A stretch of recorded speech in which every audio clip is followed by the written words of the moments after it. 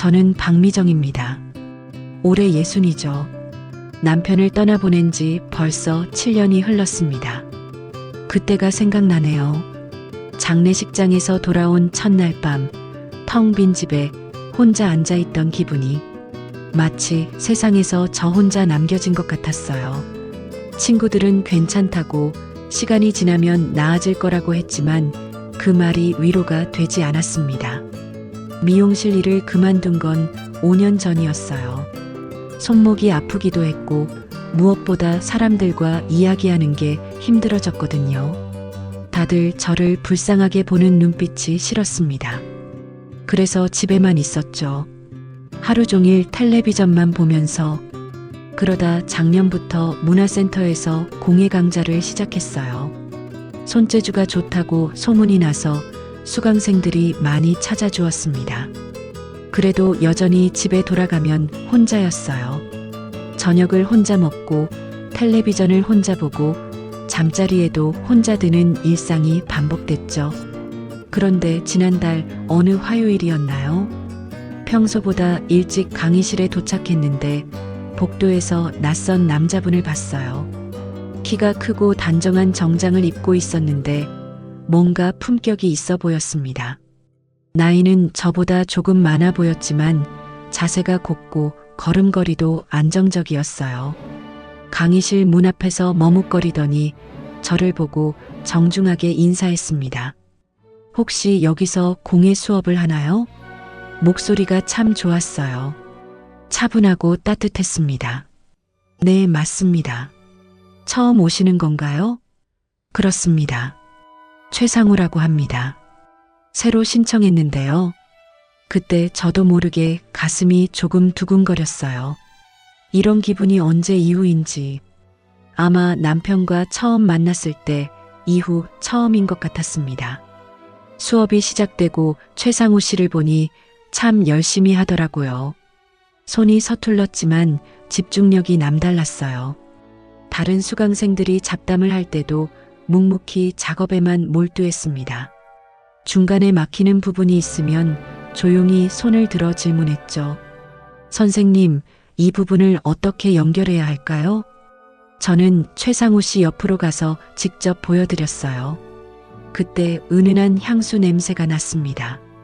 너무 진하지도 너무 연하지도 않은 그런 향이었어요. 정말 오랜만에 남자의 향을 맡아본 것 같았습니다. 첫 수업이 끝나고 나서 최상우 씨가 다가왔어요. 선생님 덕분에 즐거운 시간이었습니다. 다음 주에 또 뵙겠습니다. 그리고는 깍듯하게 인사를 하고 나갔죠. 그 모습이 참 인상적이었어요. 요즘 젊은 사람들도 이렇게 예의 바르지 않은데 나이 드신 분이 이렇게 정중하니까 마음이 좋았습니다. 그날 밤 집에 돌아와서도 계속 최상우 씨 생각이 났어요. 혼자 저녁을 먹으면서도 텔레비전을 보면서도 자꾸 그 사람이 떠올랐습니다. 내가 이 나이에 다시 가슴이 뛸 줄이야. 정말 상상도 못했어요. 거울을 보니 얼굴에 미소가 지어져 있더라고요. 언제 이후로 이렇게 웃어본 건지 갑자기 옷장을 열어보고 싶어졌어요. 다음 수업 때 뭘 입고 갈지 생각하면서 말이죠. 두 번째 수업 때는 더 신경을 썼습니다. 평소보다 일찍 일어나서 화장도 좀 더 정성스럽게 하고 옷도 예쁜 걸로 골라 입었어요. 문화센터에 도착하니 최상우 씨가 이미 와 있더라고요. 안녕하세요, 선생님. 네, 안녕하세요. 일찍 오셨네요. 집에서 할 일이 없어서요. 그 말을 들으니 왠지 마음이 짠했어요. 저처럼 혼자 사시나 보다 싶었거든요. 그래서 용기를 내서 물어봤습니다. 혹시 혼자 사세요? 네, 아내를 잃고 혼자 지낸 지 좀 됐습니다. 아, 저와 같은 처지구나. 그때부터 최상우 씨가 더 가깝게 느껴졌어요. 같은 아픔을 겪은 사람끼리만 알 수 있는 그런 연대감 같은 것이 생겼습니다. 그때까지만 해도 저는 몰랐습니다. 이 작은 설렘이 제 인생을 완전히 바꿔놓을 거라는 걸요. 아니, 거의 끝내버릴 뻔했다는 걸요. 그 다음 주부터 최상우 씨의 작은 배려들이 시작됐어요. 수업이 끝나면 항상 제가 정리하는 걸 도와주었고 자연스럽게 함께 문화센터를 나섰습니다. 선생님, 집이 어디신가요? 제가 차로 데려다 드릴게요. 처음에는 괜찮다고 했어요. 버스 정류장이 가깝다면서요. 하지만 최상우 씨는 고집했습니다. 이 시간에 버스 기다리면 힘드시잖아요. 저도 딱히 갈 곳이 없어서요. 그렇게 시작된 드라이브가 일주일, 한 달로 이어졌어요. 차 안에서 나누는 대화가 참 좋았습니다. 최상우 씨는 의료재단에서 일한다고 했는데 이야기를 들어보니 꽤 큰 곳의 이사장이더라고요. 대단하시네요. 그런 큰 병원을 운영하시다니. 운영이라기보다는 그냥 이름만 올려둔 거예요. 이제는 후배들이 다 알아서 하니까 저는 할 일이 없어졌죠. 겸손한 모습이 더욱 매력적으로 보였어요. 돈이 많아도 자랑하지 않고 지위가 높아도 거만하지 않았습니다. 어느 날은 제가 좋아하는 커피숍 앞을 지나가게 됐어요. 저기 커피가 정말 맛있어요. 가끔 혼자 와서 마시곤 했거든요. 그러자 최상우 씨가 차를 세우더라고요. 그럼 들어가서 마실까요? 저도 커피 한 잔 하고 싶었어요. 커피숍에서 마주 앉아 이야기하니 정말 오랜만에 누군가와 시간을 보내는 기분이었어요. 최상우 씨는 제 이야기를 정말 잘 들어줬습니다. 미용실에서 일했던 얘기, 남편과의 추억, 혼자 지내며 외로웠던 마음까지. 많이 외로우셨겠어요. 저도 그 마음 알 것 같습니다. 최상우 씨의 눈빛이 따뜻했어요. 진심으로 공감해주는 게 느껴졌습니다. 상우 씨도 많이 힘드셨죠? 처음엔 그랬죠. 하지만 이제는 새로운 인연을 만나게 되어서 감사해요. 그때 제 얼굴이 빨갛게 달아올랐어요. 새로운 인연이라는 게 저를 말하는 건가요? 심장이 쿵쿵 뛰었습니다. 몇 주가 더 지나면서 최상우 씨는 더 적극적으로 다가왔어요. 수업이 없는 날에도 전화를 하고 가끔 집 앞까지 마중을 나왔습니다. 미정 씨, 오늘 날씨가 좋은데 드라이브라도 할까요? 상우 씨, 그러면 제가 패가 되는 거 아닌가요? 패라니요. 저야말로 미정 씨 덕분에 즐거워요. 그런 상우 씨를 보면서 점점 마음이 열렸어요. 정말 오랜만에 누군가에게 기대고 싶은 마음이 들었습니다. 그런데 운명의 날이 찾아왔어요. 그날은 비가 억수같이 내렸습니다. 수업을 마치고 나오는데 우산도 없이 나온 제가 바보 같았어요. 어떡하지? 이렇게 비가 많이 오는데. 그때 상우 씨가 자신의 우산을 펼쳐들고 다가왔습니다. 미정 씨, 제 우산으로 함께 갑시다. 좁은 우산 아래서 어깨를 맞대고 걷는데 마음이 이상했어요. 10대 소녀처럼 설레었습니다. 주차장으로 가는 길에 물이 많이 고여 있었어요. 조심스럽게 걸었는데도 순간 발이 미끄러졌습니다. 그 순간 상우 씨의 강한 팔이 저를 붙잡았어요. 꽉 안겨서 넘어지지 않았지만 저희 둘 다 비에 많이 젖었습니다. 괜찮으세요? 상우 씨가 걱정스럽게 물었어요. 젖은 머리에서 물방울이 떨어지고 있었지만 저만 챙기고 있었습니다. 죄송해요. 제가 조심하지 못해서. 뭐요? 다치지 않아서 다행이에요. 그리고는 자신의 재킷을 벗어서 제 어깨에 걸쳐 주었습니다. 감기 들면 안 되니까 이거라도 걸치세요. 그 따뜻함이 어깨가 아니라 가슴 깊숙이 스며들었어요. 언제 이후로 이렇게 누군가의 보호를 받아본 건지 눈물이 날 것 같았습니다. 차 안에서 히터를 틀고 가는데 상우 씨가 말했어요. 미정 씨, 네, 저와 결혼해 주시겠어요? 갑작스러운 청혼에 말문이 막혔어요. 심장이 터질 것 같았습니다. 상우 씨, 갑자기 이런 말씀을 하시면 갑작스럽죠? 하지만 저는 확신해요. 미정 씨와 함께라면 남은 인생이 행복할 것 같아요. 창밖의 빗소리가 더 크게 들렸어요. 아니면 제 심장 소리였을까요? 저도 상우 씨와 함께 있으면 마음이 편해요. 오랜만에 누군가에게 기댈 수 있을 것 같고요. 그럼, 네, 좋습니다. 그렇게 저는 두 번째 결혼을 결심했어요. 이제는 외롭지 않겠다는 안도감이 컸습니다. 상우 씨 같은 좋은 사람을 다시 만날 수 있을 거라고는 생각도 못 했거든요. 결혼 준비는 생각보다 간단했어요. 저희 둘 다 조용한 걸 원했고 가족들끼리만 작은 예식을 올렸습니다. 조카 유나는 처음엔 걱정했지만 상우 씨를 만나보고는 안심하는 눈치였어요. 이모, 정말 좋은 분 같아요.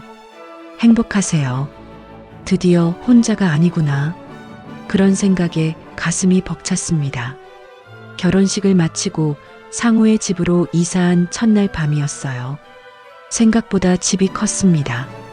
2층짜리 단독주택에 넓은 정원까지 있어서 좀 부담스러울 정도였죠. 미정아, 이제 우리 집이야. 편하게 지내. 상우가 다정하게 말했지만 왠지 어색했어요.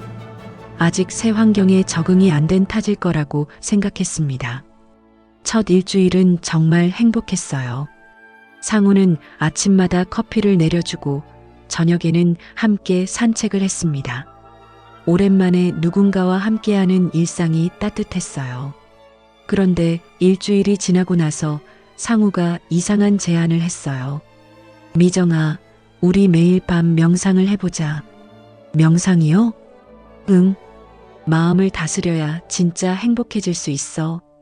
내가 오랫동안 연구한 방법이 있거든. 상우는 거실 한쪽에 있는 조그만 방으로 저를 안내했어요.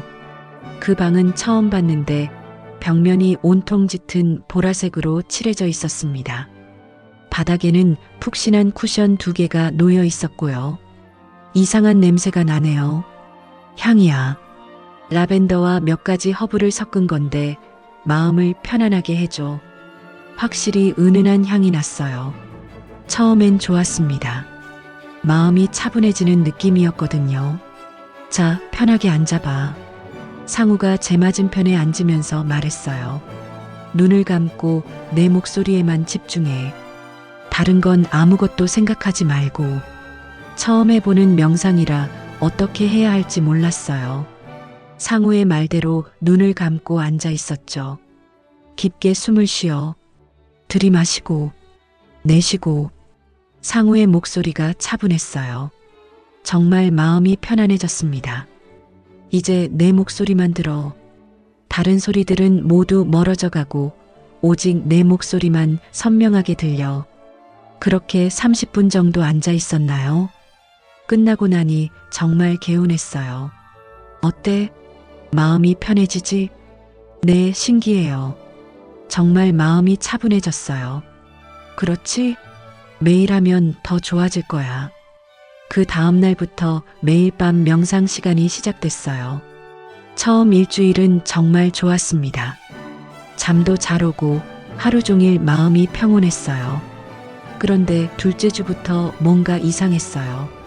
명상을 하고 나면 머리가 조금 멍해지는 거예요.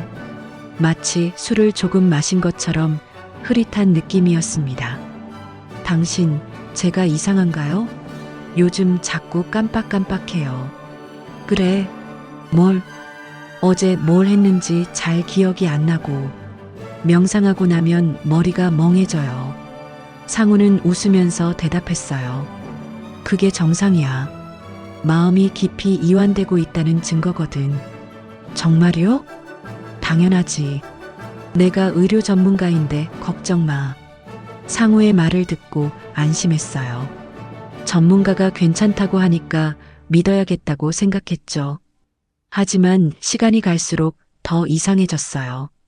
명상 중에 상우의 목소리는 점점 더 선명하게 들리는데 다른 소리들은 완전히 사라지는 거예요. 밖에서 자동차 소리가 나도 안 들리고 시계 소리도 들리지 않았습니다. 그리고 명상이 끝나고 나면 항상 같은 현상이 일어났어요. 눈을 뜨면 상우가 저를 빤히 쳐다보고 있는 거예요. 마치 제가 어떤 반응을 보이는지 관찰하는 것처럼. 당신 왜 그렇게 쳐다봐요? 미정이가 너무 예뻐서. 상우는 항상 그렇게 대답했어요. 하지만 그 눈빛이 사랑스럽다기보다는 뭔가 분석적이었습니다. 한 달이 지나니 더 심각해졌어요. 낮에도 멍한 시간이 늘어났고 집중력도 떨어졌습니다. 책을 읽어도 내용이 머리에 들어오지 않았어요. 당신, 저 정말 이상해요. 이런 증상이 정상인 건가요? 그때 상우의 표정이 순간 굳어졌다가 다시 웃었어요. 미정아, 너무 걱정하지 마. 이건 명상의 깊은 단계로 들어가고 있다는 신호야. 깊은 단계요? 응. 마음이 완전히 정화되고 있는 거지. 조금 더 참고 계속해보자. 그 말을 듣고도 뭔가 찜찜했어요. 하지만 상우를 믿고 싶었습니다. 남편이 저를 해칠 리는 없으니까요. 어느 날은 명상 중에 이상한 경험을 했어요. 상우의 목소리가 머릿속에서 울려 퍼지는 거예요. 미정은 나를 완전히 신뢰한다. 미정은 나 없이는 아무것도 할 수 없다. 깜짝 놀라서 눈을 떴는데 상우는 그냥 평범하게 앉아 있었어요. 왜 그래? 아무것도 아니에요. 제가 환청을 들었나 싶어서 말하지 못했습니다. 그런데 그 다음 날부터 정말 이상한 일들이 일어나기 시작했어요. 상우 없이는 뭘 해도 불안해지는 거예요. 혼자 장을 보러 나가려고 하면 어지럽고 친구에게 전화를 걸려고 하면 머리가 아팠습니다. 이상하게 머리가 멍해져요. 결국 참지 못하고 상우에게 솔직하게 말했어요. 그때 상우가 지은 미소가 아직도 잊히지 않아요. 다정해 보이지만 뭔가 차가운 그런 미소였습니다. 그게 효과예요. 효과라뇨? 마음이 완전히 정화되고 있다는 뜻이야. 곧 완벽한 평온을 얻게 될 거예요. 그 순간 등골이 서늘했어요. 뭔가 잘못됐다는 직감이 들었지만 동시에 상우 없이는 아무것도 할 수 없다는 생각도 들었습니다. 도대체 제게 무슨 일이 일어나고 있는 걸까요? 명상을 시작한 지 한 달 반 정도 지났을 때부터 상우의 태도가 미묘하게 바뀌기 시작했어요. 처음에는 너무 미묘해서 제가 예민한 건가 싶었습니다. 미정아, 오늘은 어디 가려고? 마트에 장을 보러 나가려던 제게 상우가 물었어요. 평범한 질문 같았지만 어조가 달랐습니다. 허락을 구하라는 듯한 톤이었어요. 마트에 가서 장을 좀 보려고요. 내일 내가 같이 갈까? 무거운 것도 있을 텐데. 괜찮아요. 그냥 간단한 것만 사올게요. 그래도 요즘 밖이 위험하잖아. 혼자 다니지 말고 나랑 같이 다니자. 위험하다니 무슨 소린지 이해가 안 갔어요. 이 동네는 아주 안전한 곳인데 말이죠. 하지만 남편이 걱정해주는 마음이라고 생각했습니다. 그 다음 주부터는 아예 대놓고 제지했어요. 미정아, 오늘 명상 효과가 특히 좋았어. 밖에 나가면 그 효과가 깨질 수 있으니까 집에 있자. 그냥 잠깐만 나갔다 올게요. 안 돼. 지금은 중요한 시기거든. 명상의 깊은 단계에 들어가고 있는데 방해받으면 안 돼. 상우의 목소리에 강압적인 느낌이 들었어요. 하지만 거부할 용기가 나지 않았습니다. 명상 때문인지 점점 의지력이 약해지고 있었거든요. 며칠 후에는 더 노골적으로 나왔어요. 미정아, 휴대폰 좀 줘봐. 왜요? 보안 프로그램을 설치해 줄게. 요즘 해킹이 많다며. 제 휴대폰을 가져간 상우는 뭔가 만지작거리더니 새로운 폰을 내밀었어요. 이걸로 바꿨어. 보안이 훨씬 좋은 거야. 제 폰도 괜찮은데요. 이게 더 좋아. 내가 의료재단에서 쓰는 거랑 같은 건데 보안 수준이 다르거든. 새 휴대폰은 확실히 비싸 보였어요. 하지만 뭔가 이상했습니다. 앱들도 낯설고 사용법도 복잡했어요. 일주일 정도 지나서 오랜만에 친구 순이에게 전화를 걸어보고 싶었어요. 너무 오래 연락을 안 했더라고요. 전화번호를 눌렀는데 이상한 소리만 나고 연결이 안 됐어요. 여보세요? 순이야? 아무 대답이 없었어요. 신호음조차 제대로 들리지 않았습니다. 다시 걸어봐도 마찬가지였어요. 다른 친구들 번호로도 걸어봤지만 모두 같았습니다. 연결이 안 되거나 잡음만 들렸어요. 상우야, 전화가 이상해. 아무도 연결이 안 돼.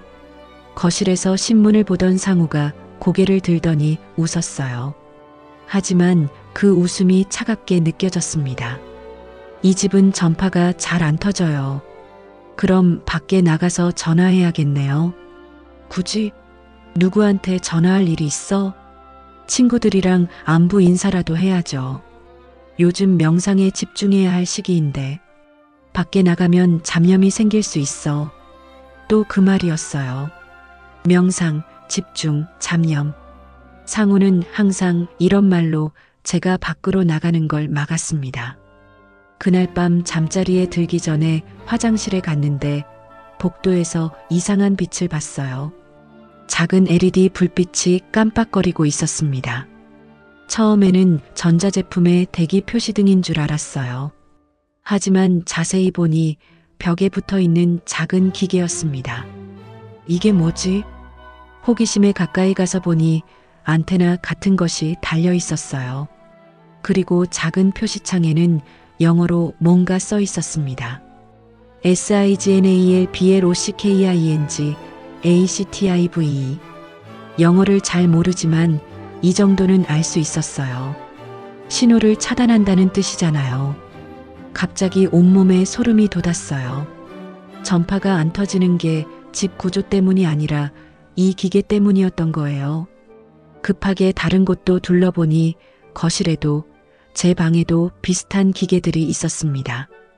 모두 깜빡거리는 불빛을 내면서 작동하고 있었어요. 저는 갇혀 있는 건가요? 말로 하니 더 실감이 났어요. 상우가 저를 가둬두고 있다는 게. 그 순간 뒤에서 목소리가 들렸어요. 미정아, 뭐해? 깜짝 놀라서 돌아보니 상우가 서 있었습니다. 언제부터 거기 있었는지 모르겠어요. 아, 그냥 화장실 갔다가 방으로 들어가자. 늦었어. 상우의 목소리가 평소보다 차가웠어요. 제가 뭔가 발견한 걸 눈치챈 걸까요? 침실로 돌아가면서 머릿속이 복잡했어요. 통신 차단 장치, 외출 제한, 휴대폰 교체. 이 모든 게 우연이 아니었구나. 당신, 저 혹시 뭘? 아니에요.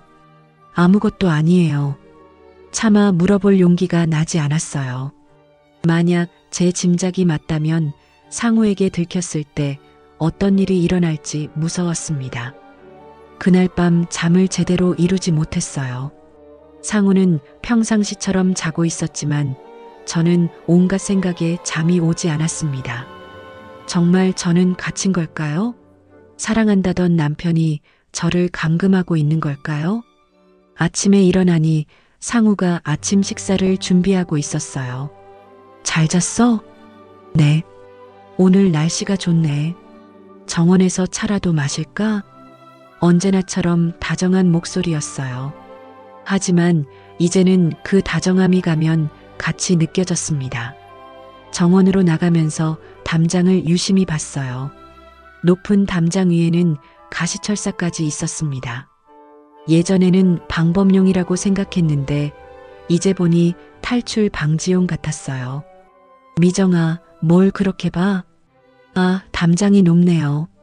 보안상 어쩔 수 없지. 요즘 세상이 어떤데?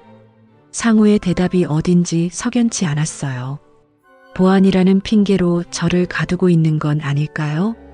그때부터 저는 확신했어요. 이 집은 제가 사는 곳이 아니라 갇혀 있는 곳이라는 걸. 그리고 상우는 제가 사랑한 남편이 아니라 저를 가둔 사람이라는 걸요. 통신 차단 장치를 발견한 지 일주일 정도 지났을 때였어요. 갑자기 상우가 말했습니다. 미정아, 오늘 조카가 온다고 했지? 유나가 오늘 올 예정이었어요. 오랜만에 안부를 묻겠다며 연락했거든요. 사실 저는 유나를 만나고 싶으면서도 불안했어요. 혹시 제 이상한 모습을 눈치챌까 봐서요. 네, 오후에 온다고 했어요. 그럼 명상실은 잠시 치워두자. 오해받을 수 있잖아. 상우가 서둘러 명상실의 이상한 기계들을 다른 곳으로 옮기는 모습을 봤어요.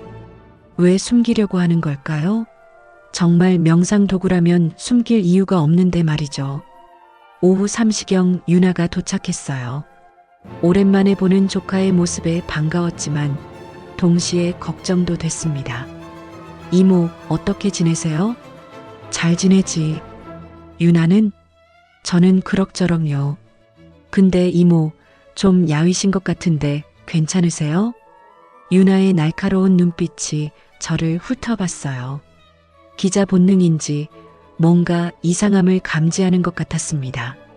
상우도 나와서 인사했어요. 안녕하세요, 유나 씨. 이모가 항상 자랑하시던 조카분이시죠?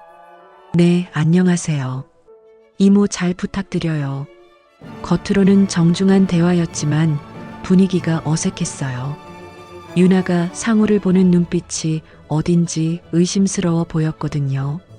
차를 마시며 이야기하는데 유나가 계속 집안을 둘러봤어요. 이모, 집이 정말 크네요. 근데 공기가 좀 답답한 것 같은데요? 그래, 저는 잘 모르겠는데 뭔가 냄새도 이상하고. 향 같은 건 피우세요? 그때 상우가 끼어들었어요.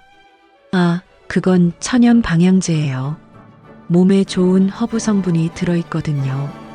유나가 상우를 빤히 쳐다봤어요. 뭔가 의심스럽다는 표정이었습니다. 화장실 좀 사용해도 될까요? 그럼요, 2층에 있어요.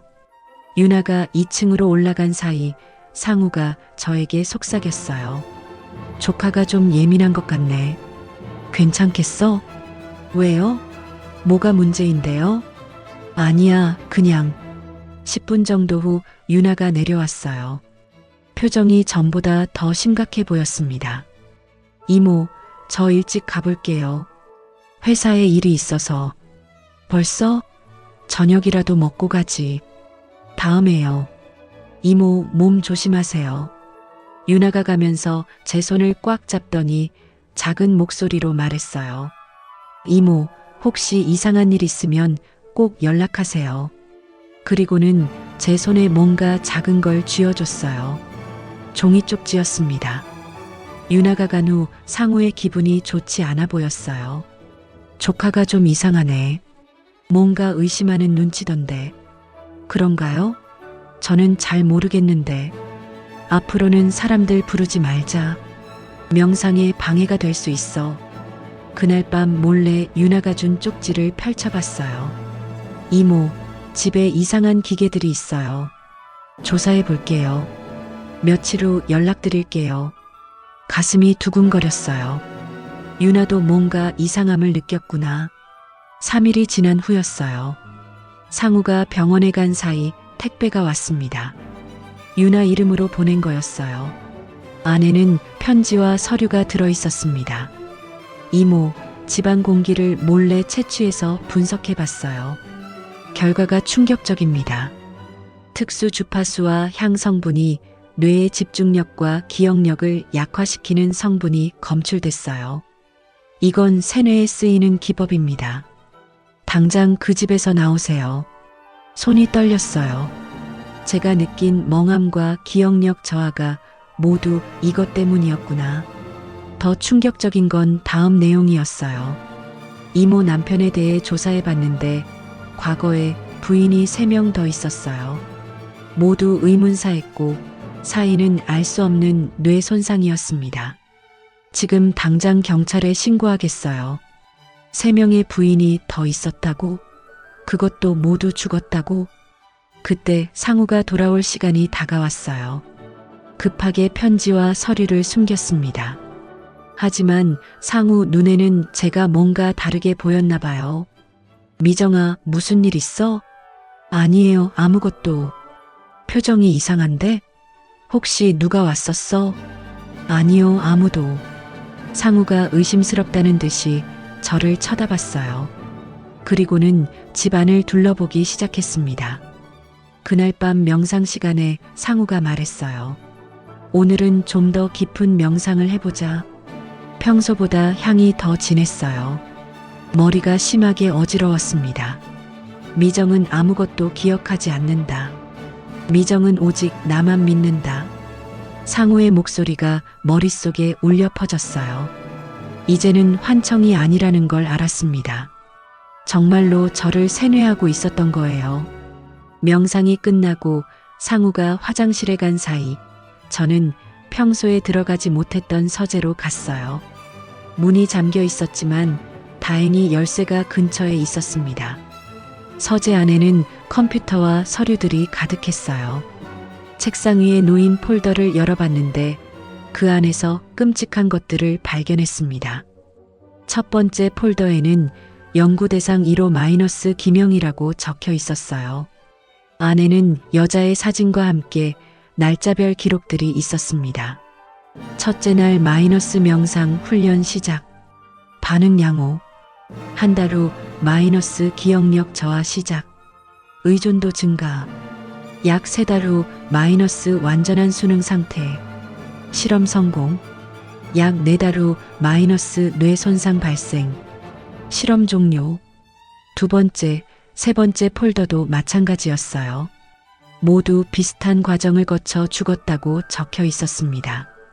그리고 마지막 폴더에는 연구대상 4호- 박미정이라고 적혀 있었어요. 폴더를 열어보니 제가 자는 모습을 찍은 사진들이 가득했어요. 언제 찍은 건지도 모르겠는 사진들이었습니다. 그리고 메모가 있었어요. 미정 마이너스 저항 강함, 노출 강도 증가 필요, 조카의 방문으로 의심 시작, 조치 필요. 저는 4번째 실험 대상이었어요. 앞에 세 여자처럼 죽을 예정이었던 거죠. 그 순간 뒤에서 박수 소리가 들렸어요. 훌륭해요, 미정 씨. 돌아보니 상우가 서 있었습니다. 하지만 평소의 다정한 모습은 온데간데였고 차가운 눈빛으로 저를 보고 있었어요. 상우가 서재 문 앞에 서서 박수를 치는 모습을 보는 순간 온몸이 얼어붙었어요. 평소의 다정한 미소는 온데간데였고 마치 실험실에서 쥐를 관찰하는 과학자 같은 차가운 눈빛이었습니다. 언제부터 거기 있었어요? 제 목소리가 떨리고 있었어요. 손에는 아직 그 끔찍한 폴더가 들려 있었고요. 처음부터요. 당신이 서재에 들어오는 걸 다 봤어요. 상우가 천천히 다가오면서 말했어요. 걸음걸이조차 평소와 달랐습니다. 더 이상 다정한 남편이 아니라 냉혹한 무언가였어요. 그럼 왜 막지 않았어요? 궁금했거든요. 당신이 진실을 알게 되면 어떤 반응을 보일지. 그 말을 들으니 소름이 돋았어요. 제가 공포에 떠는 모습조차 관찰 대상이었던 거예요. 이게 다 뭐예요? 3명의 여자들이 죽었다는 게 사실인가요? 사실이죠. 다만 죽었다는 표현은 부정확해요. 실험이 종료된 거예요. 실험이 종료됐다고? 사람의 목숨을 실험 종료라고 표현하다니. 이 사람이 정말 제가 알던 상우가 맞나요? 당신 미쳤어요? 사람을 실험 대상으로? 미쳤다고요? 상우가 웃었어요. 하지만 그 웃음소리가 너무 무서웠습니다. 전혀요. 저는 그 어느 때보다 정신이 맑아요. 오히려 당신들이 미쳤죠. 사랑이라는 감정에 휘둘려서 이성을 잃고 살아가니까. 사랑이라는 감정? 그래요. 저는 처음부터 당신을 사랑한 적이 없어요. 그 말이 가슴에 비수처럼 꽂혔어요. 사랑한 적이 없다고? 그럼 지금까지 뭐였어요? 결혼도, 다정한 말들도 모두 거짓이었다는 거예요? 연기였죠. 꽤 훌륭한 연기였다고 생각해요. 당신이 완전히 속아 넘어왔으니까. 상우가 책상에 기대면서 태연하게 말했어요. 마치 날씨 이야기하듯 자연스럽게. 왜 이런 짓을 해요? 호기심이죠. 인간이 특정한 자극에 노출됐을 때 어떤 반응을 보이는지, 정신이 어떻게 무너져가는지, 언제까지 버틸 수 있는지. 제 머릿속이 하얘졌어요. 호기심 때문에 사람을 죽였다고? 의료재단 이사장이면서 이런 짓을? 의료재단 이사장이라는 지위가 이런 연구를 하기에 완벽하거든요. 자금도 장비도 은폐할 수 있는 권력도 있으니까. 상우의 목소리에서 자랑스러움이 묻어났어요. 정말 이 사람은 미쳤구나 싶었습니다. 첫 번째 피험자는 김영희였어요. 50대 과부, 외로움에 지쳐있던 완벽한 표본이었죠. 두 번째는 이선희, 세 번째는 박수진. 모두 같은 조건의 여성들이었어요. 상우가 폴더를 넘기면서 설명했어요. 마치 연구 발표를 하는 것처럼. 처음에는 세뇌 기법이 미숙해서 시간이 오래 걸렸어요. 하지만 점점 발전했죠. 당신은 네 번째니까 훨씬 효율적으로 진행할 수 있었어요. 효율적으로? 명상이라는 명목으로 특수 주파수에 노출시키고 향을 통해 뇌 기능을 서서히 마비시키죠. 동시에 심리적 의존도를 높여서 저 없이는 아무것도 할 수 없게 만들어요. 제가 겪었던 모든 증상들이 설명됐어요. 머리가 멍해지고 기억력이 떨어지고 상우 없이는 불안해지던 모든 것들이. 그리고 마지막 단계에서는 뇌에 돌이킬 수 없는 손상을 입혀서 완전한 식물인간으로 만들어요. 그러면 실험이 성공적으로 끝나는 거죠. 그게 사람 할 짓이에요? 사람이요? 상우가 고개를 갸웃했어요. 저는 사람을 연구하는 사람이에요. 사람과 실험 대상은 다르죠. 그때 깨달았어요. 이 사람은 정말로 저를 사람으로 보지 않고 있다는 걸. 그저 관찰하고 조작할 수 있는 대상으로만 봤던 거예요. 당신들은 모두 똑같았어요. 외로움에 굶주려 있어서 작은 친절에도 쉽게 넘어가죠. 그리고 사랑받고 있다고 착각하면서 모든 걸 포기해요. 상우의 말이 칼처럼 파고들었어요. 특히 당신은 흥미로운 케이스였어요. 다른 피험자들보다 저항이 강했거든요. 그래서 노출 강도를 높여야 했죠. 저항이 강했다고요? 네. 보통은 한 달 정도면 완전히 순응하는데 당신은 2달이 넘어도 의심하더라고요. 그래서 통신 차단 장치까지 설치해야 했어요. 제가 버틴 게 아니라 실험이 예상대로 안 됐다는 거였어요. 그것조차 상우에게는 흥미로운 연구 주제였던 거죠. 조카가 방문한 것도 변수였어요. 예상 밖이었죠. 하지만 괜찮아요. 오히려 더 흥미로워졌어요. 유나는 어떻게 할 거예요? 글쎄요. 필요하다면 처리해야겠죠. 처리라는 단어가 무슨 뜻인지 너무 잘 알았어요. 유나도 위험에 빠뜨린 건 저였구나. 당신 정말 악마예요. 악마라니요. 저는 그저 과학자예요. 인간의 정신이 어떻게 작동하는지 알고 싶을 뿐이에요. 상우의 눈빛을 보니 정말로 그렇게 믿고 있는 것 같았어요. 자신이 하는 일이 연구라고, 과학이라고 진심으로 생각하고 있었습니다. 사랑이 아니야. 인체가 특정 자극에 어떻게 반응하는지 연구한 것뿐이지. 당신도 실험 중이야. 그 말을 들으니 지금까지의 모든 기억이 무너져 내렸어요. 따뜻했던 순간들, 행복했던 시간들, 모든 게 거짓이었다는 게. 이 사람의 눈에는 애정이 아닌 집착과 실험자의 호기심만이 남아 있었어요. 상우의 고백을 듣고 나니 다리에 힘이 풀렸어요. 벽에 기대서야 겨우 서 있을 수 있었습니다. 모든 게 거짓이었다는 사실이 믿어지지 않았어요. 이제 알았으니까 다시 명상실로 가죠. 오늘부터는 강도를 더 높여야겠어요. 상우가 제 팔을 잡으려고 했어요. 그 순간 온몸에 전율이 흘렀습니다. 이대로 끌려가면 정말 죽는구나. 싫어요. 처음으로 상우에게 대들었어요. 그동안 억눌렸던 분노가 폭발했습니다. 싫다고요? 미정 씨, 이미 늦었어요. 당신의 뇌는 이미 상당 부분 손상됐거든요. 그래도 싫어요. 더 이상 당신 실험 대상이 되고 싶지 않아요. 상우의 얼굴이 일그러졌어요. 처음으로 화난 표정을 보였습니다. 선택권이 있다고 생각해요? 당신은 이미 제 통제하에 있어요. 그때 갑자기 현관문을 두드리는 소리가 들렸어요. 밤 11시가 넘은 시간인데 누가 올까요? 미정 이모, 이모. 유나의 목소리였어요. 하지만 혼자가 아니었습니다. 여러 명의 목소리가 들렸어요. 상우의 얼굴이 창백해졌어요. 경찰에 신고했구나. 유나야, 여기 있어. 저는 목이 터져라 소리쳤어요. 상우가 제 입을 막으려 했지만 이미 늦었습니다. 문 열어주세요. 경찰입니다. 정말 경찰이 온 거예요. 유나가 신고했구나.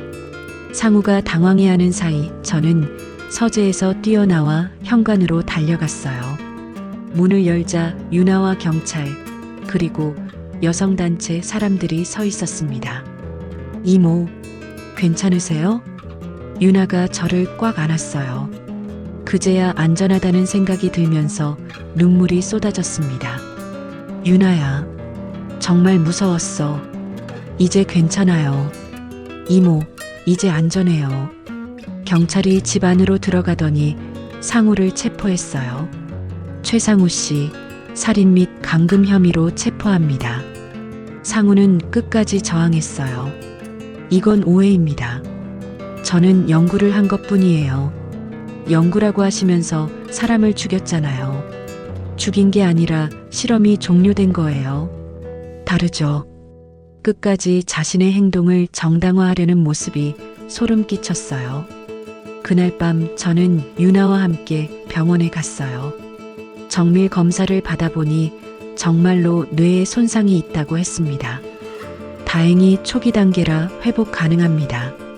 하지만 치료에 시간이 걸릴 거예요. 의사 선생님의 말을 듣고 안도했어요. 조금만 늦었어도 정말 돌이킬 수 없었겠구나. 이틀 후 여성단체에서 기자회견을 열어주었어요.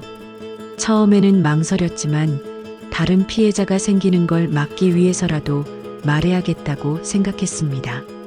기자회견장에 들어서니 정말 많은 기자들이 와 있었어요. 카메라 플래시가 터지고 질문이 쏟아졌지만 저는 준비한 말을 차근차근 했어요. 저는 박미정입니다. 최상우의 네 번째 피해자입니다.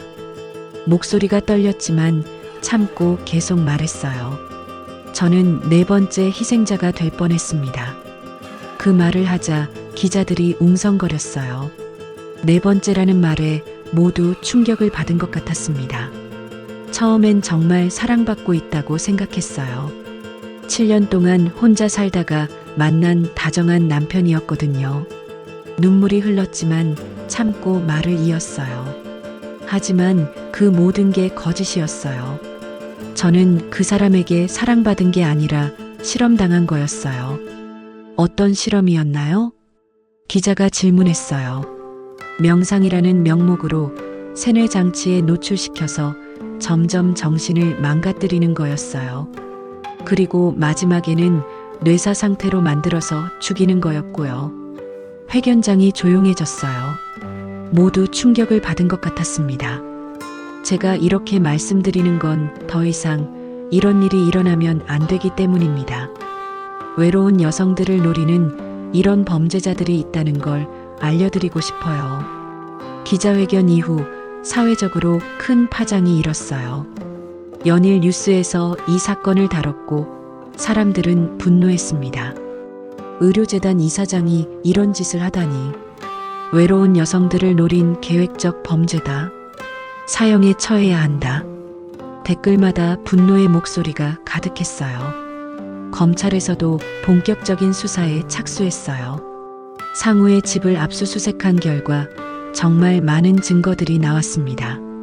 세뇌에 사용된 특수 주파수 발생 장치, 뇌 기능을 마비시키는 화학 성분들, 그리고 가장 결정적으로 과거 3명 피해자들의 실험 과정을 기록한 상세한 자료들까지 이렇게 체계적으로 기록을 남긴 건 처음 봅니다. 완전히 계획적인 연쇄살인이었어요. 검사님이 말씀해 주었어요. 상우는 구속된 후에도 끝까지 자신의 행동을 영구라고 주장했어요. 하지만 아무도 그의 말을 믿지 않았습니다. 재판이 시작되고 저도 증인으로 출석했어요. 상우를 다시 보는 순간 온몸이 떨렸지만 용기를 내서 증언했습니다. 피고는 저를 사랑한 게 아니라 실험했습니다. 제가 고통받는 모습을 관찰하면서 즐거워했어요. 상우는 제 증언을 듣는 내내 무표정했어요. 마지막까지 반성하지 않는 모습이었습니다. 결국 상우는 살인죄와 강금죄 등으로 무기징역을 선고받았어요. 사형이 아니라서 아쉬웠지만 그래도 더 이상 다른 피해자는 없을 거라는 안도감이 컸습니다. 재판이 끝나고 나오는데 많은 사람들이 박수를 쳐주었어요. 용감했습니다. 덕분에 많은 여성들이 경각심을 갖게 됐어요. 그 말들을 들으니 고생한 보람이 있다는 생각이 들었어요. 재판이 끝나고 6개월이 지났을 때였어요. 의사 선생님이 좋은 소식을 전해주었습니다.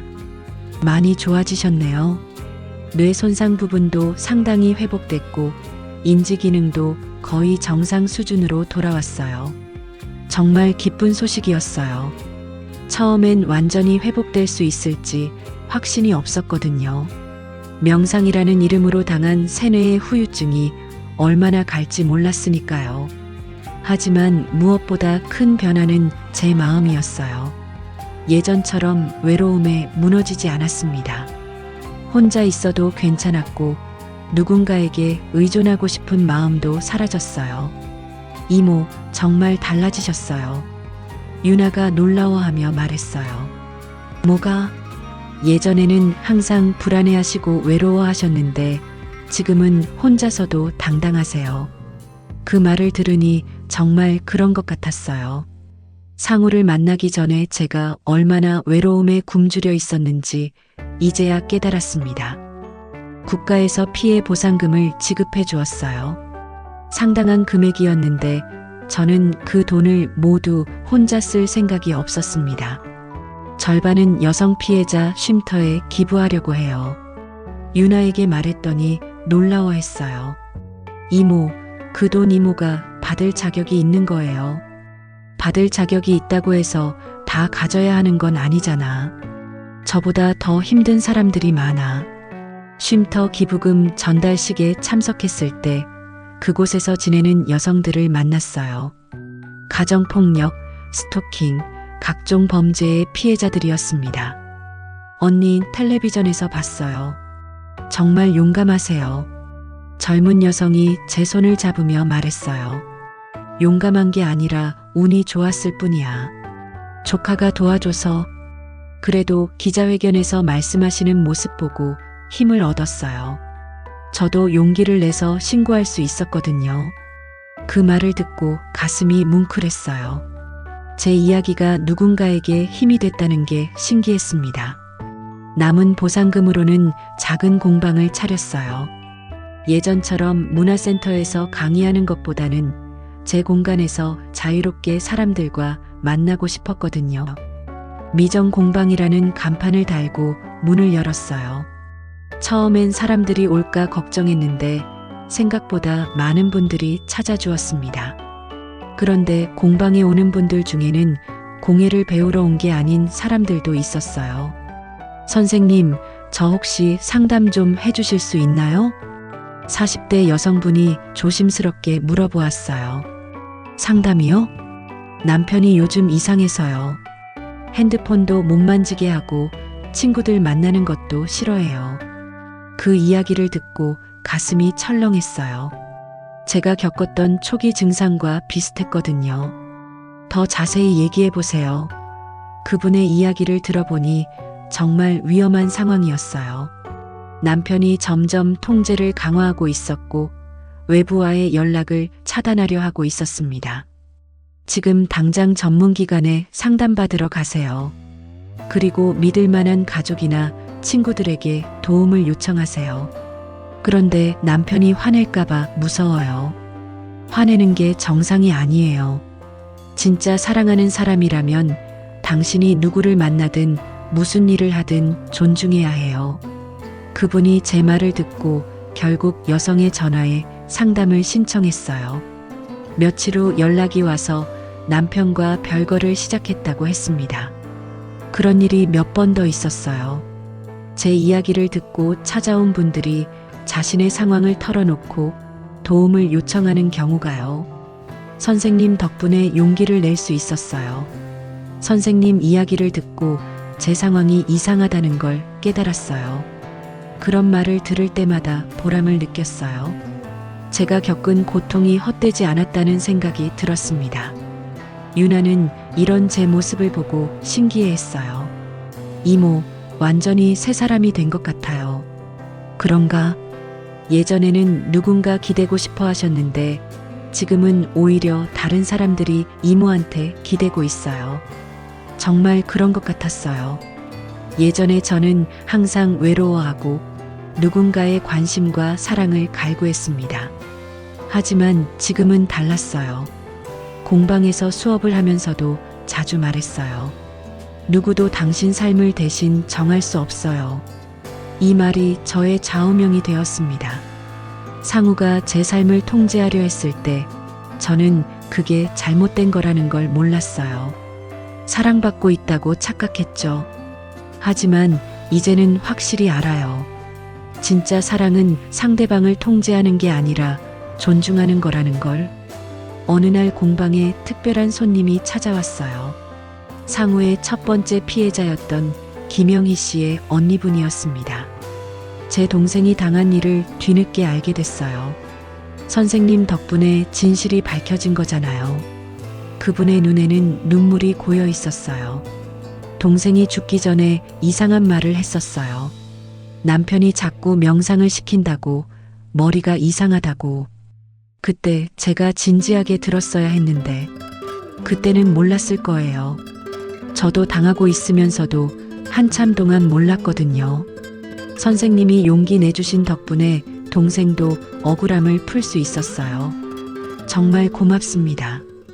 그분이 절까지 하시는 걸 보고 마음이 아팠어요.